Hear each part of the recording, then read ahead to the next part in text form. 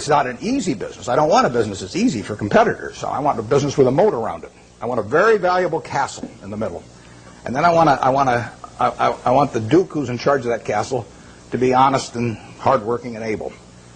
And then I want a big moat around the castle, and that moat can be various things. The moat in a business like our auto insurance business at GEICO is low cost. I mean, people have to buy auto insurance, so everybody's going to have one auto insurance policy per car, basically, or per driver. And I can't sell them 20, but they have to buy one. What are they going to buy it on? They're going to buy it based on service and cost.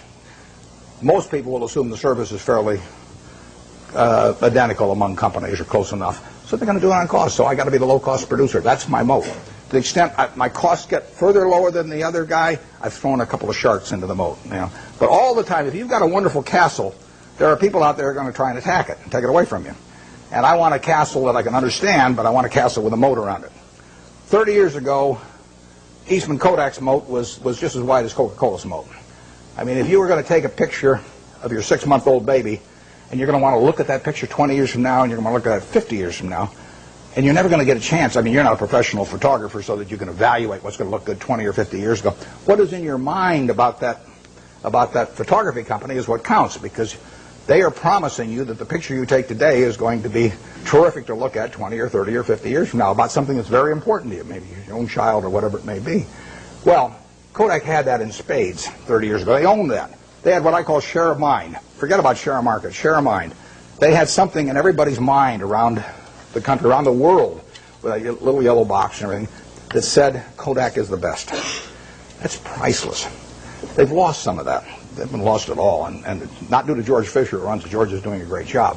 But they let that moat narrow. They let Fuji come and start narrowing the moat in various ways. They let them get into the Olympics and take away that special aspect that only Kodak was fit to photograph the Olympics. So Fuji gets there, and immediately in people's minds, Fuji becomes more at a parity with Kodak.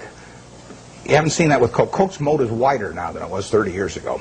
You can't see the moat day by day, but every time the infrastructure gets built in some country that isn't yet profitable for Coke but will be 20 years from now, the moat is widening a little bit.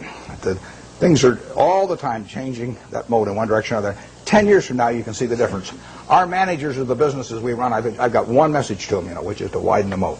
And we want to throw crocodiles and sharks and everything else, gators, I guess, into the moat to keep away competitors. And that comes about through service. It comes about through quality of product. It comes about through cost. It comes about sometimes through patents. It comes about through real estate location. So that's the business I'm looking for.